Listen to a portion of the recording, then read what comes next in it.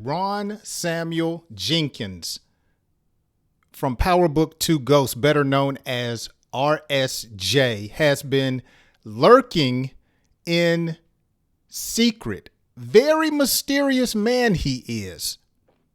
But I believe in this upcoming season, we're going to see some pressure applied from RSJ, and he is about to bring some noise to everyone that is going to go against him or his allies, one being Tariq St. Patrick. It's your man Parlo from the Parlo Gym Show. Appreciate you rocking with me. If you're not a subscriber, make sure you hit that subscribe button and jump on that like button, and be sure to drop down in the comment section and leave me your thoughts, theories, and predictions as well.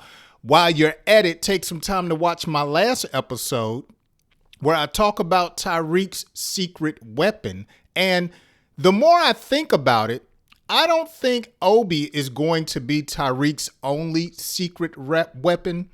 I believe, and I am predicting, that RSJ is going to have Tariq's back. So what do we really know about RSJ? He's a billionaire. He's got money. And we know that most billionaires, from what we see online and in the news, we know that they are resourceful. We also know about RSJ that he used to run the streets. Okay. Now he carries himself very politely, very knowledgeable, a temperate man, well measured and calculated.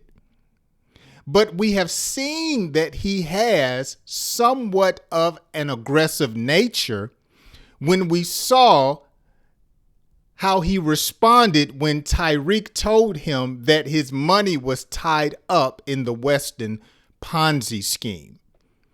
And so, though this man is mysterious, though he walks alone, we've learned from Ghost that when someone walks alone that's in a power position, we know that they have secrets. And I believe that we're going to see RSJ take it to the streets from the shadows in the next season of Power Book 2. I mean, come on now. Who do you know with the last name Jenkins that won't bring it to you? So, as I said earlier, I think that RSJ is going to take Tariq under his wing. Okay, he's somewhat impressed about how Tariq moves. I think he sees a little bit of himself in Tariq, and he actually trusted him to go overseas and represent him and give him the tip about the Western organization and how they make money. Now that his money's in trouble, I mean, he just can't kill Tariq. He has got to help him get to the next level and work the game. And so I believe he's going to be an ally to Tariq. And like I said earlier, what billionaire or anybody who has money, you know they got resources. I believe we're going to see RSJ and some of his shady tactics. Maybe some of his past is going to come to the surface, and he's going to plug Tariq in, and it's going to help Tariq level up. Because like I said in my last episode, Tariq's got some growing up to do. He's got some leveling up to do. And who better to help him than a man that's got a truckload of money? Who better to help him than someone who is mysterious, moves in secret, and seemingly is able to put some gloss on the dirt that he may have on his hands?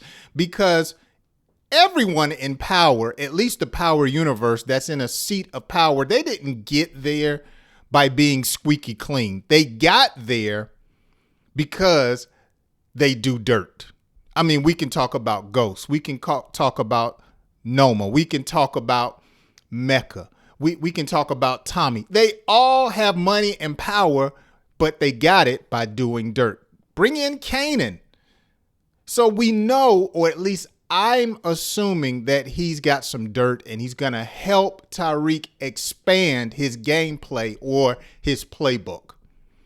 Now, as I said earlier, I believe his motivation is going to be his money.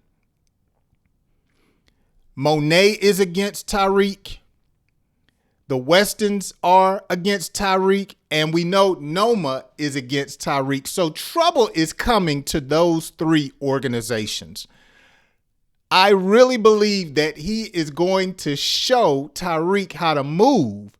And it's going to be his plan, his wisdom to help Tariq look good. But we know he's going to be, or I think he's going to be, the puppet master.